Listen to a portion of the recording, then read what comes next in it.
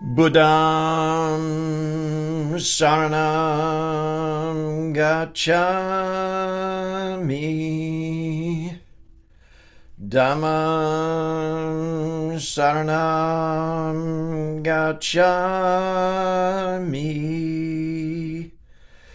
Sangham Saranam Gacchami.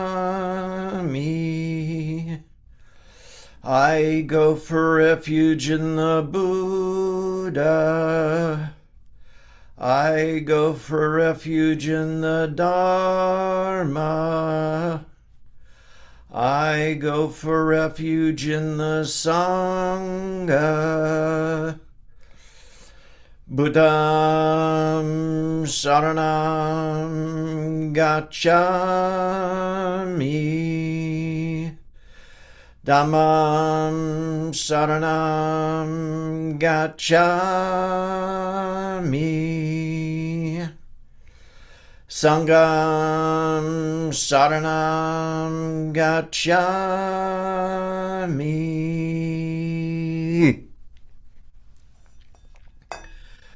So we will commence with our typical 15 minutes of seated meditation.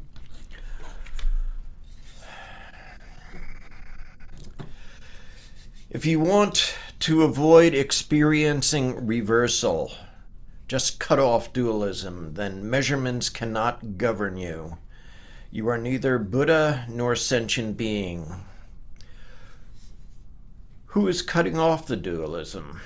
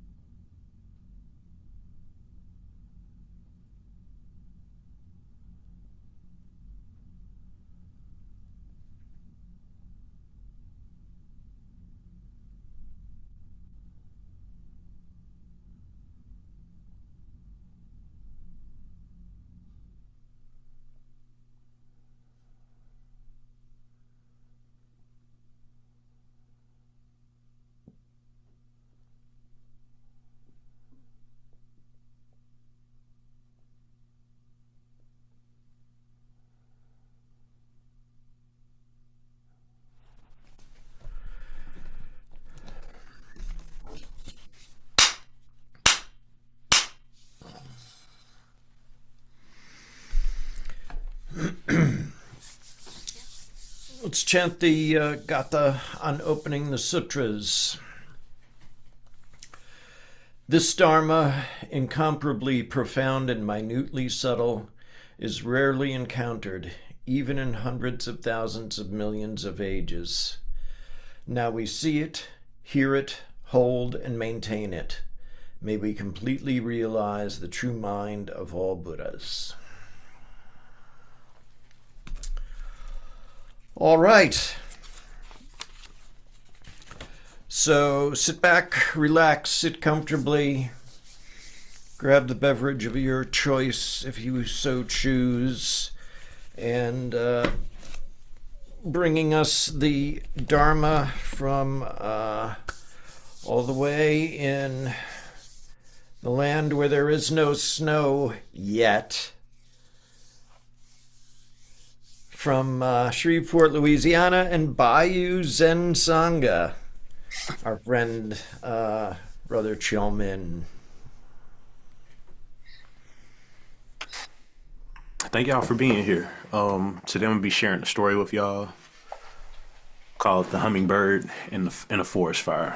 A long time ago, a reckless and thoughtless real estate developer decided to set an old growth forest on fire. He decided, by clearing the forest, I could then build a luxurious mansion, and around the mansion, a large village with many houses and buildings surrounded by wide boulevards and highways. I can have my friends join me and enjoy the results of my handiwork. We can master this forest forever, he declared triumphantly. This developer did not consider the animals that made their home in the forest. Eventually, he started a forest fire. At first, the fire began burning small shrubs and bushes, and only a few of the animals paid attention to the flames. However, the fire began to spread quickly, and soon it escalated and was out of control. Flames spread through the treetops, and the entire forest was soon being consumed in the raging inferno. As the blazing fire spread, the forest animals began running to safety, frightened by the sight of the rapidly moving flames, the choking smoke, and the loud crackling noise of exploding embers. The younger and stronger animals quickly fled the rapidly moving fire and soon arrived safely at the edge of the forest. The birds quickly flew into the air and escaped. The burrowing animals descended to their underground holes. However, the very young, along with the frail and aged animals, could not outrun the fire and were left behind. They were destined to a terrible fate. The animals that managed to outrun the firestorm stood on the edge of the forest, stunned and horrified by the destruction of their forest home. They gazed silently at the intense fire and stood helplessly and downcast with certain knowledge that the fire was devouring their friends and neighbors who could not make it out of the forest. They were paralyzed from taking any action. In an act of bravery, many of the elephants came forward and stated that they could douse the fire if they wanted to. One of the wise elephants said, "All we have to do is siphon enough water from the river with our trunks and spray it on the fire, and it will put out this terrible fire." However, none of the elephants took any action. They just stood there mesmerized by the advancing fire. Certainly we can do better than that, and we don't even have to fetch any water, stated the king of the lions, not to be outdone. All we need to do is make a mighty roar, and the fire will become fearful and quickly leave the forest. Even though the pride of lions issued loud and mighty roars, the fire continued burning. The leader of the zebras followed. We could distract the fire with our colors.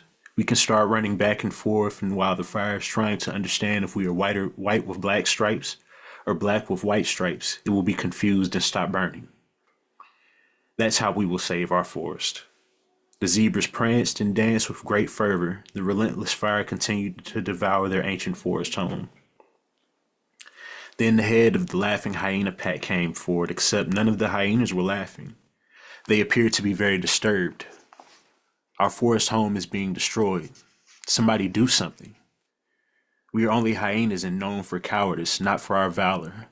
You other stronger animals, the lions, the elephants, the tigers, one of you must do something.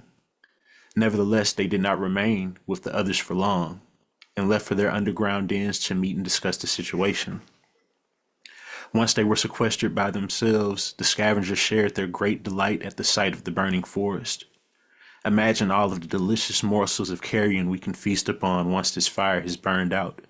Just think of all the dead and dying animals that are just waiting for us to snack on. They cheered each other on. They cheered each other, grinning ear to ear, their mouths dripping with saliva. This is a great day indeed for hyenas. They congratulated each other. The snakes that lived under rocks were not particularly concerned. Well, this fire will soon be over, and we will crawl back under our rocks. We do not really care what happens to the forest. Everyone knows that fire does not burn rocks, and our homes will be safe after the fire is over. They assured themselves in a tone of moral indifference to the plight of the other animals. The weasels could actually see an opportunity to improve their situation after the fire. What is the big deal about this fire? Once the forest is burned down, we will trick the new master to let us live in his village. We will never bother him and will never complain. We will pretend that we obey all of his rules, but we will look for our opportunities. Furthermore, if we stay out of his way, he will let us live and prosper. They comforted each other. It was finally the tiger's turn, who all looked acquiescent and dismal. The tiger emperor stepped forward and somberly advised the others. Our forest is gone, and our homes are no more. There is nothing that can be done, and there is no hope. We will never be able to go back. It is time to travel somewhere else and build a new life for ourselves. The developer saw the inferno and was very pleased. He said to himself, "This is the culmination of all I've ever wanted to achieve. I have destroyed the forest and everything in it. I truly have now succeeded." Of course, the developer did not think much about if the forest animals died or lived. To him, it was inconsequential. He only thought about personal gain and profit. I have eradicated the forest, and now I own the charred remains. It is mine, it is mine, it is all mine forever. While all of this intense conversation was going on amongst the animals, a tiny hummingbird was flying furiously back and forth to the river, carrying droplets of water in her beak. After a while, the chattering animals noticed the hummingbird's strange behavior. "Hummingbird, what in the world are you doing?" they asked. "Oh, I'm just carrying water from the river to put out the fire," replied the hummingbird casually, as she continued to fly back and forth to the river, scooping up droplets of water. The whole animal colony burst out in laughter. "Hummingbird, do you know how foolish you look, trying to put out this great fire with the tiny droplets of water you carry in your beak?" the animals inquired. The hummingbird continued to shuttle droplets of water from the river, unfazed by the laughter and ridicule. "You may think I am foolish, but I'm doing all that I can do," replied the hummingbird. "But hummingbird, surely you must know that your droplets of water will do nothing to put out this fire." "Why are you wasting your time?" replied the puzzled animals. "I'm doing all that I can do. And maybe if we all did what we could do, instead of standing around talking about what should, could, or needs to be done, then perhaps we may be able to put out the forest fire," advised the tiny hummingbird as she flew back and forth to carry more droplets of water from the river. The big animals were not persuaded. "You can gather 1,000 hummingbirds like yourself, and even all of you wouldn't be able to put out this fire," the animals derided the gutsy hummingbird. The hummingbird briefly hovered to explain herself to the large animals. "You see, this forest is my home. This is where I was born. This is where Grandpa and Great-Grandma Hummingbird were born. This forest has been good to all of the animals who made their homes in it. Our ancestors did a lot to make this forest a good home for all of us, and many of them died fighting to save this forest from many previous developers." The hummingbird continued, "Surely you know none of the previous developers succeeded in destroying our forest home because our ancestors were strong firefighters. They fought the fire with everything they had, and I'm fighting this fire with everything I have. Even though you may think I'm foolish for trying to carry droplets of water in my beak," concluded the hummingbird as she flew back once more to the river. When I initially read this story, I about burst out in tears, because how precious is it, and I see it reflected. I see it reflected in everybody. I feel like I speak often to Venerable Unson about the fact that we're all just doing everything that we can, more or less, you know, and that's really all that we can do. Oftentimes, me especially, I get caught up in the idea of, we make these great vows to save all beings from suffering, and to get caught up in this idea of, it has to be these grand statements of going out and being of benefit to others, and there's nothing wrong with that. But oftentimes, it's the simple things that we do for one another. They help to put out those forest fires within our lives. It reminds me of something that Zen Master Wanji said to me one time when we was on our travels. He said, "The entire world's on fire. What can you do?" And I responded, "Ah!" I mean, because if the entire world is on fire, then we're all burning. But that's not all that we can do. We don't have to burn. That's an option. We can choose to take the little steps in our lives to try and make the world leave it a little better than we found it. To put out the little fires here and there that we notice, to try and ease the suffering of not only ourselves but the people around us too. Even in small ways, just being there for a parent, being there for a grandparent, spending time with your child, playing video games with them, watching a movie, making a good meal for them, making a good meal for yourself. Simple things. It's not always the big shows or the big gestures of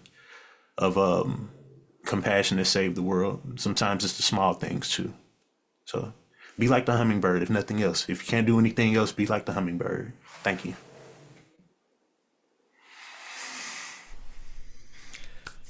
Thank you for your teaching.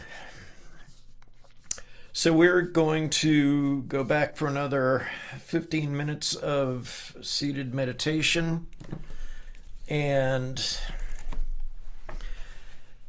seekers who disdain clamor to seek quietude are as it were throwing away flour but seeking cake.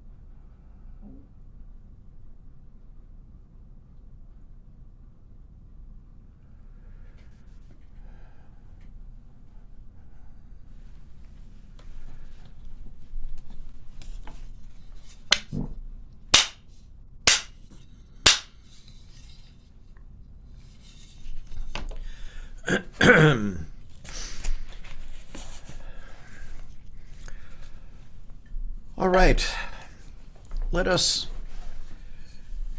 chant the Heart Sutra.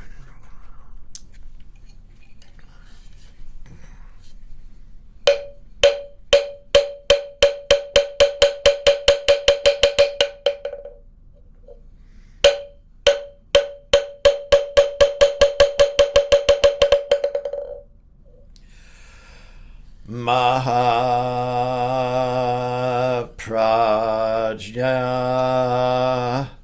Paramita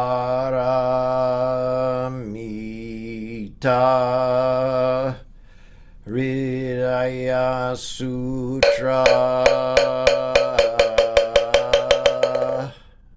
Avalokiteshvara Bodhisattva, when practicing deeply the Prajna Paramita, perceives that all five skandhas are empty and is saved from all suffering and distress. Shariputra, form does not differ from emptiness. Emptiness does not differ from form. That which is form is emptiness. That which is emptiness, form. The same is true of feelings, perceptions, impulses, consciousness. Shariputra, all dharmas are marked with emptiness. They do not appear or disappear, are not tainted or pure, do not increase or decrease.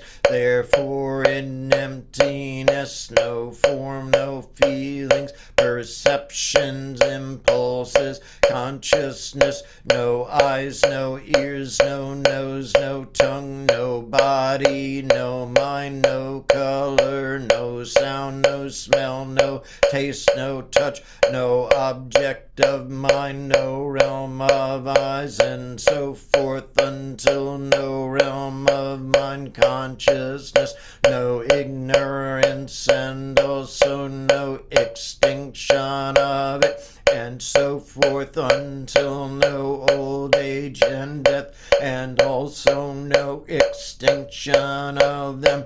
No suffering, no origination, no stopping, no path, no cognition, also no attainment, with nothing to attain. The Bodhisattva depends on Prajna Paramita, and the mind is no hindrance. Without any hindrance, no fears exist. Far apart from every perverted view, one dwells in nirvana. In the three worlds, all Buddhas depend on Prajna Paramita and attain Anuttara Samyak Sambodhi. Therefore know that Paramita is the great transcendent mantra, is the great bright mantra, is the utmost mantra, is the supreme mantra, which is able to relieve all suffering and is true, not false. So proclaim the Prajna Paramita mantra. Proclaim the mantra which says Gate Gate Paragate Parasamgate Bodhisvaha.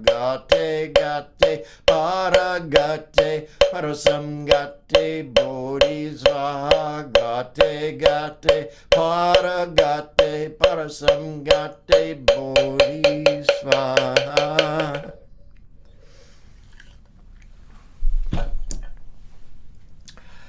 And we're going to do a new one tonight.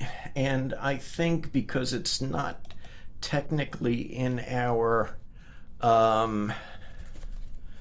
chant sheet yet. Oops, and that's not it.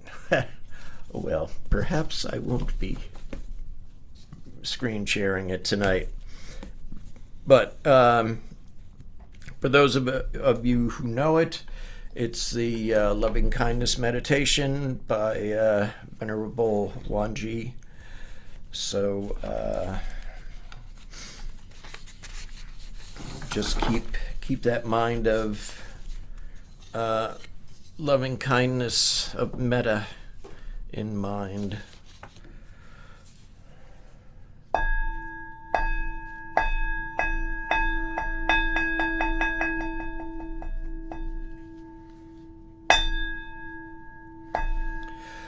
May I be well, happy, and peaceful. May no harm come to me. May no difficulties come to me. May I have a calm and peaceful mind. May I have patience, insight, courage, and compassion in meeting the challenges of life. May my parents be well, happy, and peaceful. May no harm come to them. May no difficulties come to them. May they have a calm and peaceful mind. May they have patience, insight, courage, and compassion in meeting the challenges of life. May my teachers be well, happy, and peaceful. May no harm come to them. May no difficulties come to them. May they have a calm and peaceful mind. May they have patience, insight, courage, and compassion in meeting the challenges of life. May family members and relatives be well, happy, and peaceful. May no harm come to them. May no difficulties come to them. May they have a calm and peaceful mind. May they have patience, insight, courage, and compassion in meeting the challenges of life. May friends and acquaintances be well, happy, and peaceful. May no harm come to them. May no difficulties come to them. May they have a calm and peaceful mind. May they have patience, insight, courage, and compassion in meeting the challenges of life. May unfriendly people and my enemies be well, happy, and peaceful. May no harm come to them. May no difficulties come to them. May they have a calm and peaceful mind. May they have patience, insight, courage, and compassion in meeting the challenges of life. May unknown persons be well, happy, and peaceful. May no harm come to them. May no difficulties come to them. May they have a calm and peaceful mind. May they have patience, insight, courage, and compassion in meeting the challenges of life. May all beings, with form and without form, visible, invisible, born or yet to be born, large and small, from the highest realm of existence to the lowest, be well, happy, and peaceful. May no harm come to them. May no difficulties come to them. May they have a calm and peaceful mind. May they have patience, insight, courage, and compassion in meeting the challenges of life.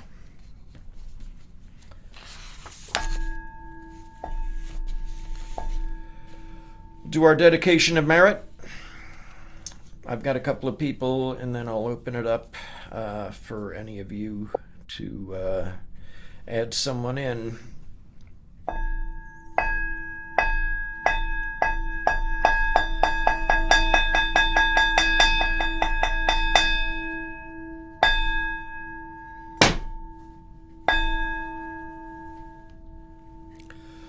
All sentient beings are one seamless body and pass quickly from birth to death.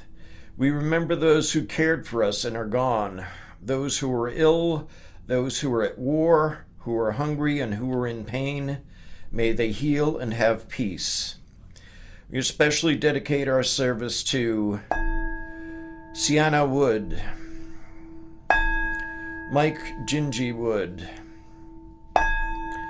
David Johansson, and I'll open it up for any of you to add someone in. Doug and Christine. Anyone else? The family of Lee Arthur Snow. Any others? Joanna Bailey Sheridan.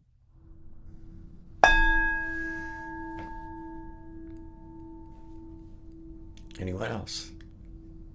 Yeah, one for all in prison for Palestine, and a special one for Leonard Peltier, who's just made it on home safely. Thank you. Anyone else?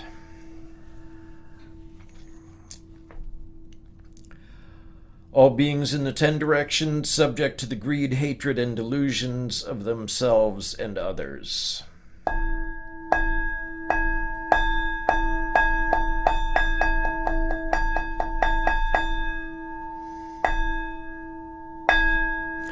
All Buddhas throughout space and time, all honored ones, Bodhisattva, Mahasattvas, wisdom beyond wisdom, Maha Prajna Paramita. And we'll recite our faith and practice vow.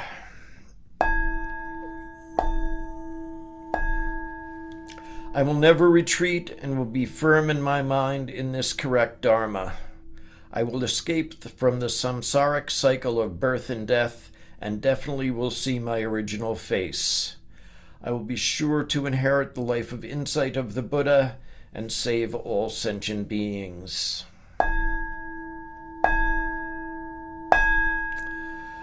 Brother Hangdal. The spiritual source shines clear in the light. The branching streams flow on in the dark. Infinite realms of light and dark convey the Buddha Tao. Birds and trees and stars and we ourselves come forth in perfect harmony. We practice and recite this for all beings, and grateful thanks to our many guides along the way. And we'll recite the 4 great Bodhisattva vows. Sentient beings are numberless. We vow to help them all. Delusions are countless. We vow to see through them all. Opportunities to awaken are infinite. We vow to embrace them all. The Buddha way is endless. We vow to embody it.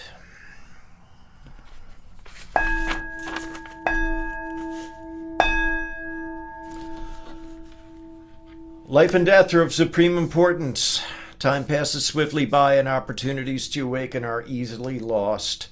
Strive to realize your true nature and do not squander your time by night or day.